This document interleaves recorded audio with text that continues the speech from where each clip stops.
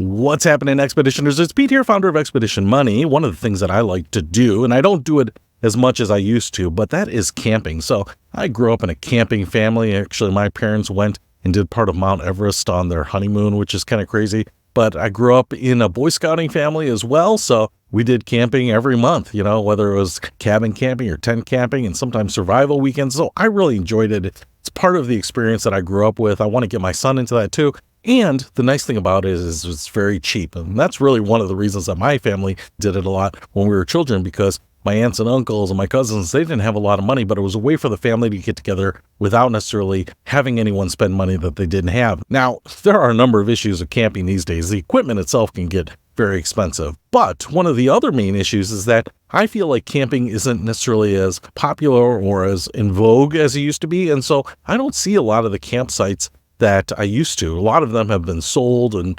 developed. Some of the campsites just didn't make money, and so they were sold and they were put up tiny houses or were turned into hunting land. So there just, I don't think, are as many of them as there once were. On top of that, some of the campsites are getting pretty expensive because they are trying to add some amenities that people really want, like showers and indoor plumbing and a general store and playgrounds and boat launches. So it can actually be as expensive as getting a cheap motel or something along those lines. And so one of the things that I found that I think will help you maybe enjoy camping, do a little more camping, get out there, see the great wilderness again, are finding free campsites at freecampsites.net. So this website is great because it will show you places all over the country where you can get a campsite for free. And if you have some of the equipment, a tent or a camper or a pop-up tent on the roof of your car or whatever it might be, or maybe you just want to sleep under the stars. The other thing that is really popular that I haven't done is just hammock camping. Take your own hammock,